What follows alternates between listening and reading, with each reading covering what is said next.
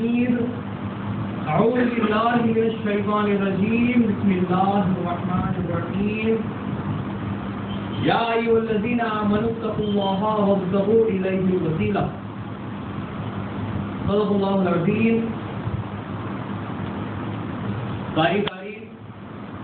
ساری حمد و ثنا اس خالق کائنات کے لیے سزاوار ہے جو رب العالمین ہے. درود و سلام ہو آقا نامدار مدینے کے تاجدار حضرت محمد رسول اللہ صلی اللہ علیہ وسلم پر اور آپ کے تمام اہل بیت اطہار اور آپ کی تمام ذریات پر. اسی طرح درود و سلام ہو آقا نامدار فراہ کے تاجدار حضرت سید محمد جون پوری مفتی ماؤد علیہ السلام پر اور آپ کے تمام اہل بیت اطہار اور آپ کی تمام ذریات پر. حاضرین محترم، آج کا یہ مبارک دن، یہ مبارک محفل حضرت بندہ کی میرا سید محمد جون پوری مفتی ماؤد علیہ السلام کے بحریان کے موقع کی محفل ہے اور حضرت مہدی موعود علیہ السلام کی سیرت پر روشنی ڈالنے سے پہلے میں آپ کے سامنے چند ایسی باتیں رکھنا چاہوں گا جو دور حاضر میں ہمارے لیے بےحد ضروری ہے. اللہ تبارک و تعالیٰ نے اپنے کلام پاک میں ارشاد فرمایا ہے یا ایھا الذین آمنوا اتقوا اللہ وابتغوا الیہ الوسیلہ، یعنی کہ اے ایمان والو اللہ تبارک و تعالیٰ سے ڈرو اور اللہ کو وسیلے کے ذریعے سے پہنچو، اللہ تک وسیلے کے ذریعے سے پہنچو. دور حاضر میں قوم مہدویہ یعنی کہ ہم مہدوی الحمدللہ اہل قرآن ہیں، الحمدللہ اہل حدیث ہیں،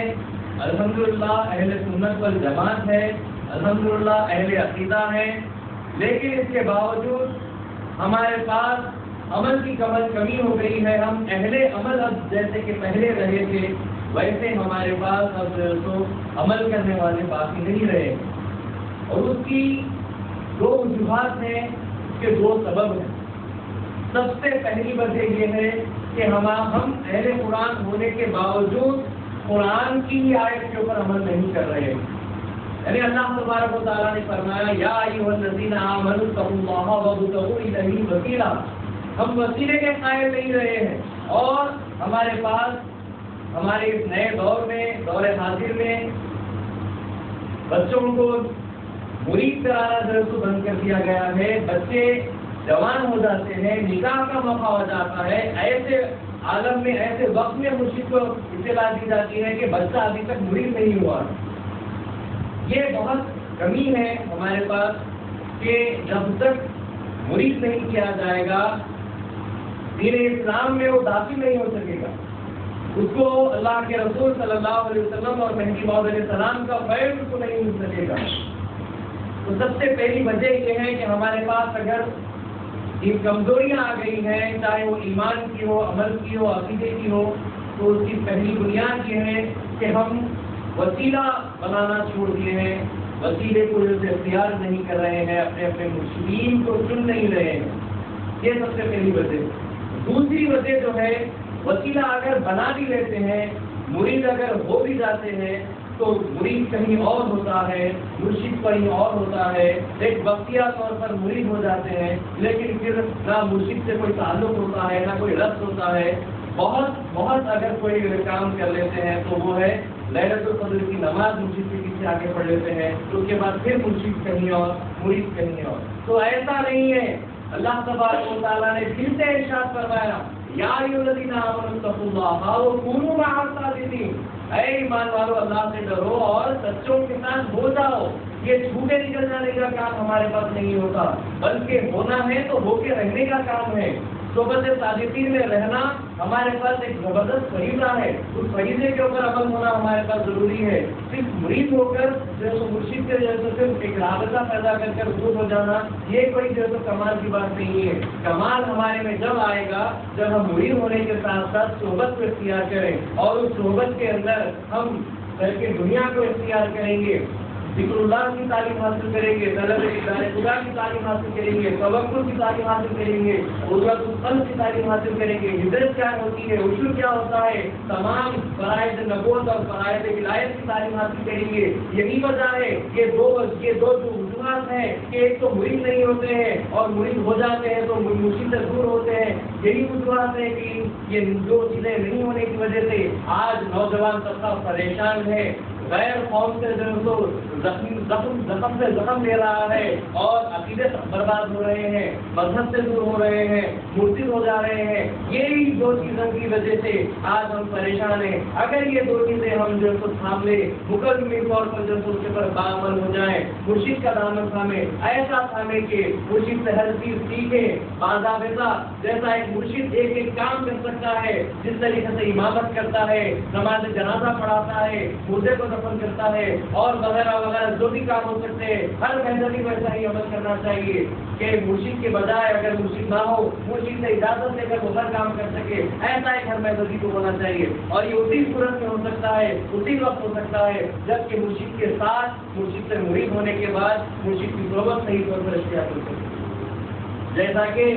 رسول اللہ صلی اللہ علیہ وسلم کے دور میں جب اللہ کے رسول صلی اللہ علیہ وسلم نے اہل عرب کے سامنے اعلان کیا کہ میں اللہ تبارک و تعالیٰ کی طرف سے بھیجا ہوا پیغمبر ہوں، میں نبی اللہ ہوں، اللہ کا نبی ہوں، مجھ پر ایمان لاؤ، جو ایمان لائے گا وہ آخرت میں کامیاب ہوگا اور جو ایمان نہیں لائے گا وہ دوزخ میں جائے گا۔ لہذا جن کے نصیب میں ایمان تھا وہ فوراً ایمان لائے۔ کیسا ایمان لائے؟ رسول اللہ صلی اللہ علیہ وسلم کے ہاتھ پر بیعت کیے، بیعت کرنے کے بعد پھر اپنے گاؤں میں نہیں چلے گئے بلکہ رسول اللہ صلی اللہ علیہ وسلم کی محبت کو بالکل لیا طور پر اختیار کرنے کی کوشش کی، یہاں تک کہ چند تو ایسے ہو گئے جو اہل صفا بن گئے، ایک چبوترے کو اختیار کر لیا، اپنی ساری زندگی اس چبوترے کے لیے اور دین اسلام کے لیے وقف کر دی۔ یہ اللہ کے رسول صلی اللہ علیہ وسلم کے دور کا واقعہ میں آپ کے سامنے پیش کیا ہوں کہ اللہ کے رسول صلی اللہ علیہ وسلم نے جو اسلام ہم کو بتلایا ہے، جو تعلیمات ہم کو بتلائی ہے، جو عمل ہم کو بتایا ہے، آج ویسا ہی عمل کرنے کے ہمارے لیے جو بہت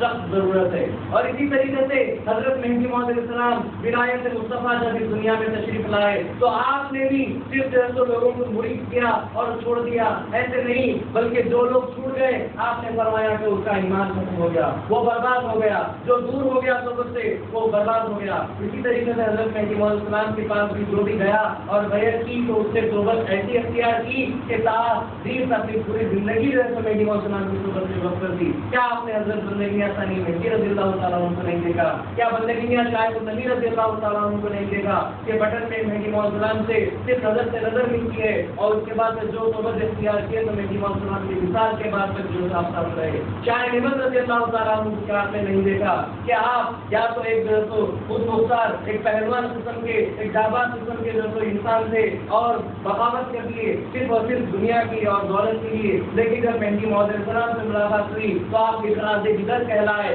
آپ بدعتوں کو کاٹنے والے بن گئے۔ یہ کیسے ہوا؟ مہدی موعود علیہ السلام کی جو صحبت میں آپ نے اپنی زندگی دے دی۔ شاہ نظام رضی اللہ تعالیٰ عنہ جو ایک زبردست ملک کے جو بادشاہ تھے، اتنی ساری آپ کے پاس دولت تھی لیکن ساری دولتیں ہونے کے باوجود کیونکہ مومن دنیا سے جو تو تشفی نہیں پا سکتا بلکہ صرف اور صرف اللہ سے اور اللہ تبارک و تعالیٰ کے نور سے رحمت خداوندی سے جو تو اس کو جو دلوں کو اس کی اطمینان حاصل ہوتا ہے۔ اسی لیے حضرت شاہ نظام رضی اللہ تعالیٰ عنہ بھی اپنی ساری دولت ہونے کے باوجود، بادشاہت ہونے کے باوجود ہر چیز کو چھوڑ کر اللہ کو پانے کے لیے ایک صحیح مرشد کامل کی تلاش میں نکل گئے اور ان کی پیار کی جگہ گزری جب مہدی موعود علیہ السلام جو تو آپ کو ملے اور پھر آپ نے بھی مہدی موعود علیہ السلام کے ساتھ اپنی ساری زندگی دے دی۔ شاہ دلاور رضی اللہ تعالیٰ عنہ سے دیکھ لیجیے کہ ایک جو تو بادشاہ کے ایک کافر بادشاہ کے گھرانے میں آپ پیدا ہوئے تھے لیکن آپ کی تقدیر میں اللہ تبارک و تعالیٰ نے ان کو چن لیا تھا۔ مہدی موعود علیہ السلام کی صحبت میں آپ آ گئے اور مہدی موعود علیہ السلام کی صحبت میں آپ نے بھی اپنی ساری زندگی دے دی۔ ایسی بہت ساری مثالیں ہیں، بہت سارے